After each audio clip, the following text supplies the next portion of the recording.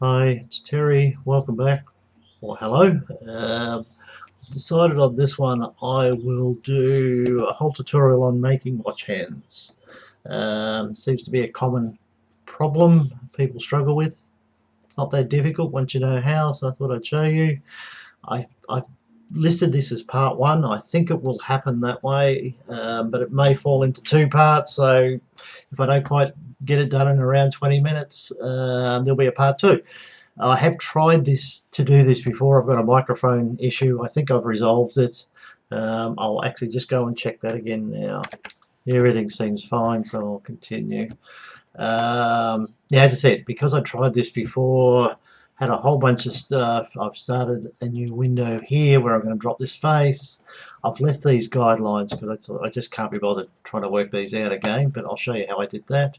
So all I've done here, you can see this is highlighted. I've drawn a circle in that mode, and then move it over the second mode and just draw the outline of the hand, which all that does is opens this up through here so it becomes one image. Click on that one, make it active, Control C, come back to this, which is once again 2000 by 2000, Control V, drop it in there, go to this move tool. All I'm going to do is, and this is I think where a lot of people get into trouble, is get that, you see this is the center, got that many lines here I need to work out. There's the center right down there, my fault, 1000 by 1000, so I'm looking for.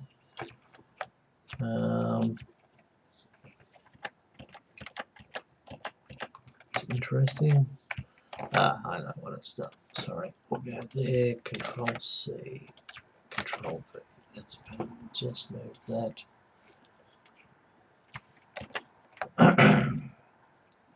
Now come back to the center, which is about there. I think what I do is just draw a circle from here to see if I'm close, which I'm not. It needs to move further over. Try that again. I'm just trying to get fairly close to the center of this. That's good.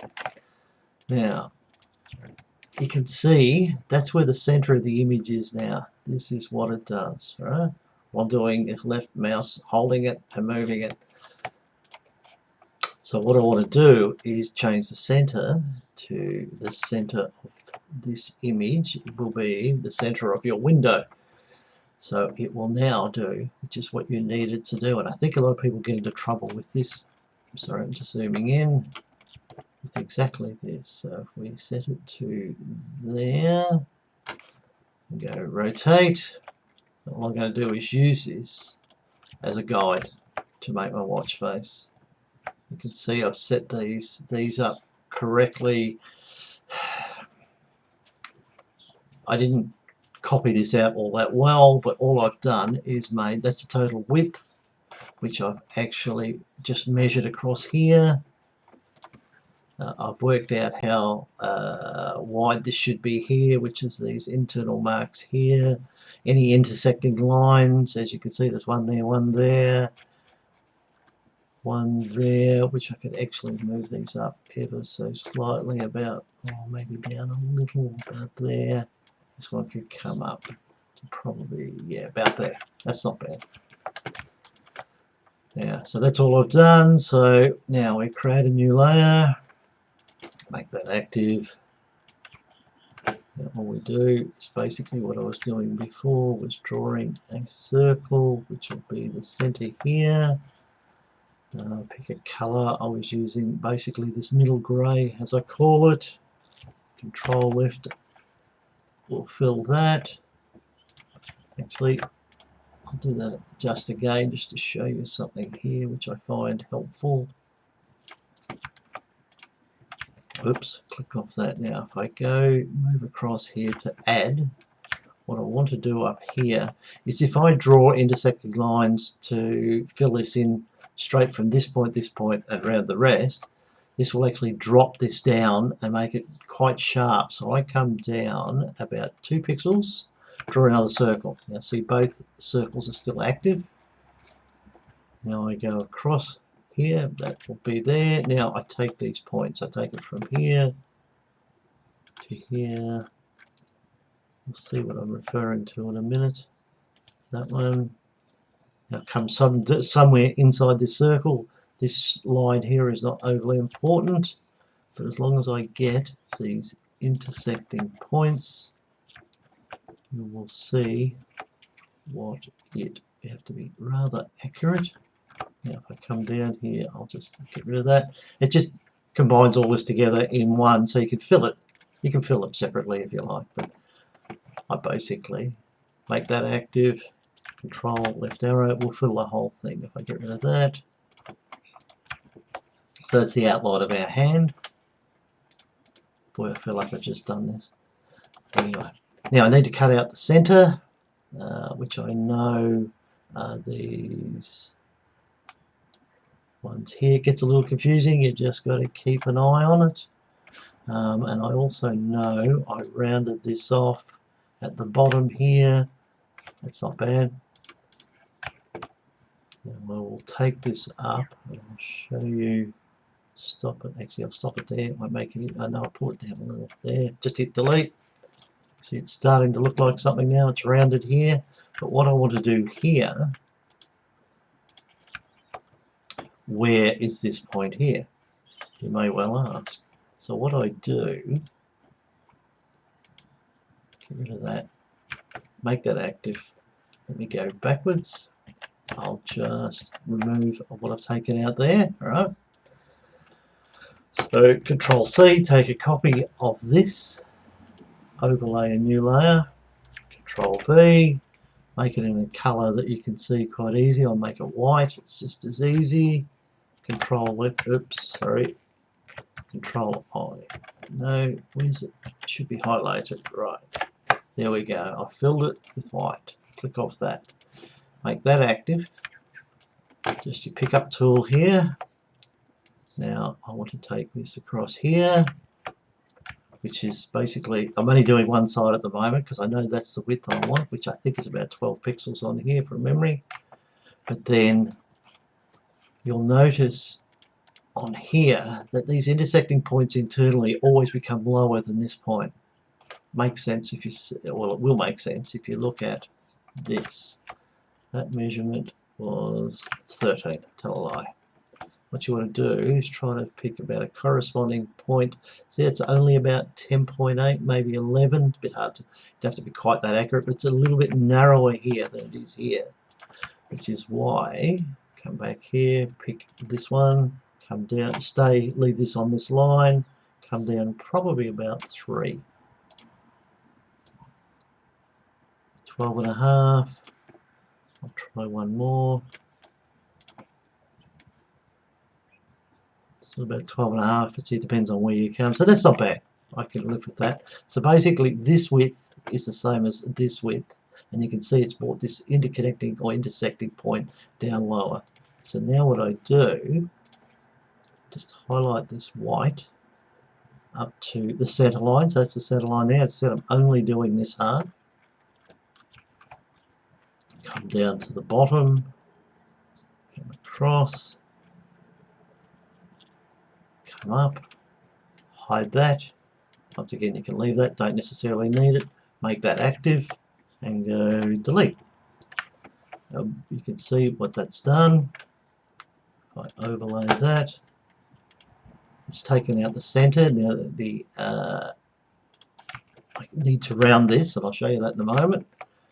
But what I do now to get the other side is, it's really simple. Pick the center line, make that active, delete that, grab this side, come across here, Control C, Control V. So you've made a copy of that half, layer, transform, flip horizontally, move that back across, there. And that's how you get one side exactly the same as the other. All I will do here is, that is still curved from when I tried doing it before. If you go Control I, it means you can now paint on, take that down the size a bit, whoops, not quite that small, about 5, 6, whoops, wrong color, revert that. Now all I'm doing is going on, so I can do, don't go over there, that'll be wrong, but you can do that. Control I, and there you have it. That's basically how you get that shape. You can sometimes do this, make a circle.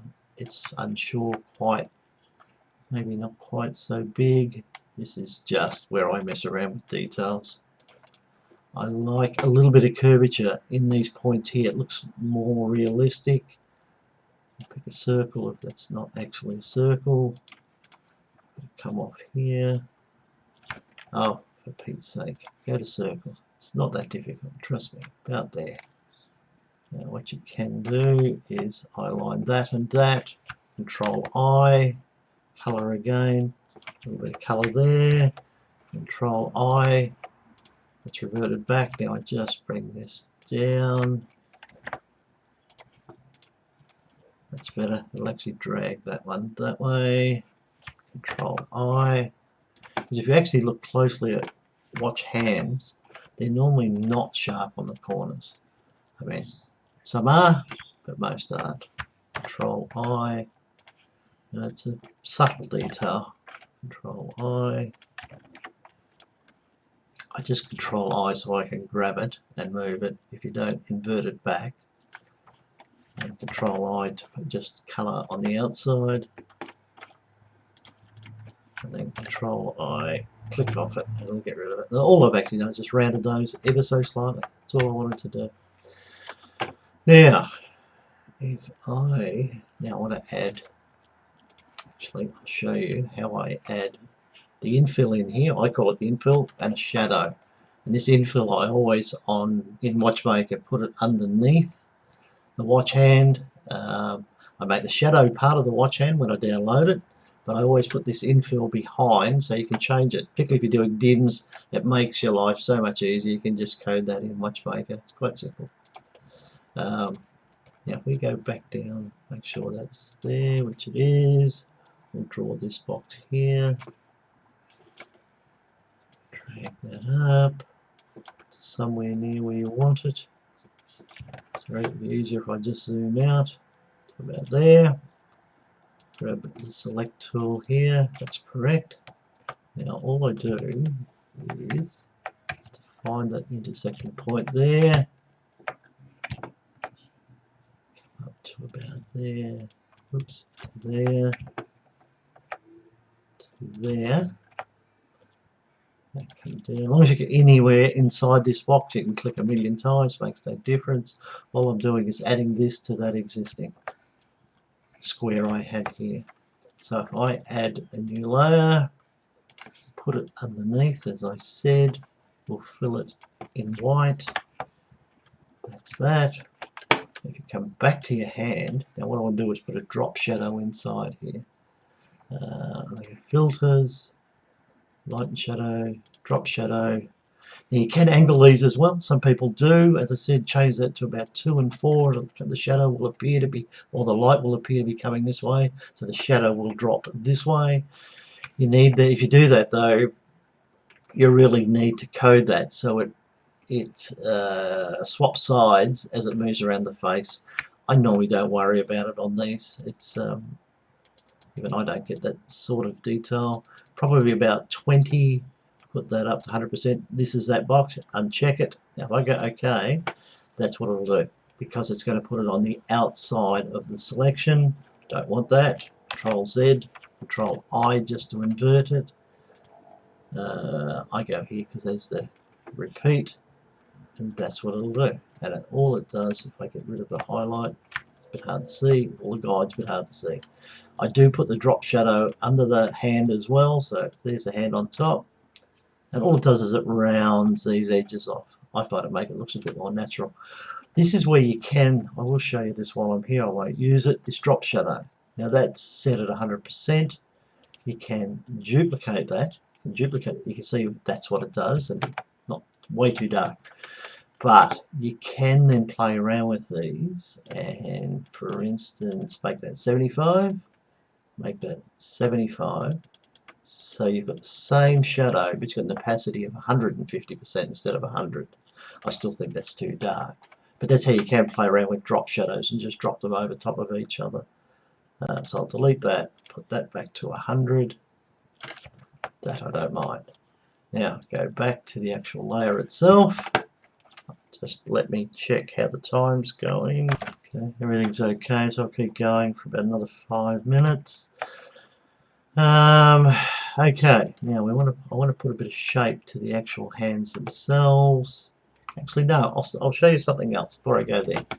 On some hands, you'll notice I do it on some where you actually want a shadow, if you like, on half the hand. That I do toggle from side to side depending on where it is on the face. There's a simple code for that. You see this doesn't have it. Actually, I can get rid of that highlight now.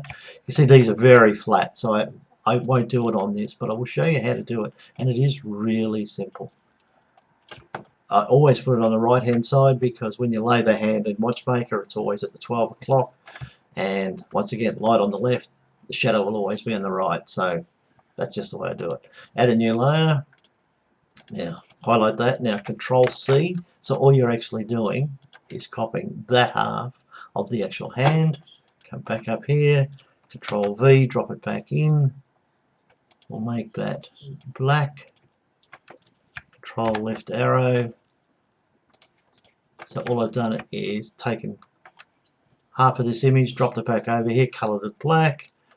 I tend to take the opacity down to about 40%, thereabouts. And there you have it. That's all I do. That's, as I said, when you download this, in my case I download the desktop, as you know.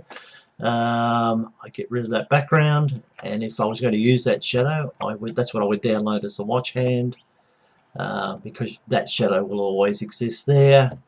If I was going to use that, so would that. So that's actually how I would download this particular hand once I finish the details on that hand. So that's just a simple way to put a shadow on one side. So I'll delete that. Won't be using it. That just so you can see what's going on. Now I want to put some detail in this as I normally do. Layer effects, bevel and boss. There's not. I'll actually show you if I put this right up. You'll see what it does. This one purely softens the roundness of the depth. I know that sounds weird, but it'll make that quite round here. Now you can see that hand there. That's, nothing wrong with the hand, but it doesn't look anything vaguely. There's very little detail on this. So Alt Z, go backwards. Layer effects. This is one you need to play around with because you can do so many weird things. That'll probably only be 2. That'll probably only be about 1. I'll do 0 and see what it does. It'll be a bit sharp, I think. You don't want it quite that sharp, but you can see it's quite narrow. There's not a lot of depth to that. Technically on theirs, there's probably none at all, but I find that a little boring, so I try to put some sort of detail into it. There you go. See, that rounds that ever so slightly. So that I don't mind. Yep, I can live with that. So now I go color, curves, pick up my little chromey thing, probably that one. That's not bad. Okay. I can clean that up a little. I don't think I will though. No, that'll be all right. And that's almost the hand in this format. I'll show you how to do the shadows shortly. I might just let this go and call this one video, I think. So yes, as I was saying, that's how I would send it to my desktop as a finished hand. Send that as a separate layer as the infill back. But as far as doing a drop shadow for the hand, that's probably the last thing to show you. Make that active, Control C, new layer. Make that active, Control V. Now while that's highlighted and that's still on black, Control left arrow would just fill that. But you want a shadow of the whole thing, including the infill. Don't fall for that mistake. I used to.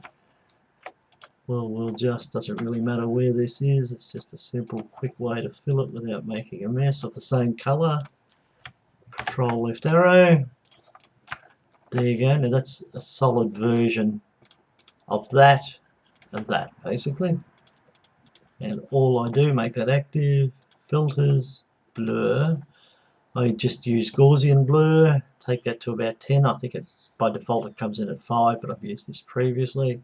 Hit OK, and that's all it does. It gives it a soft blur, and that becomes your shadow. Now I wind that down in the app to about 35, 32, and offset it, so that then, as I said, will just become the watch shadow.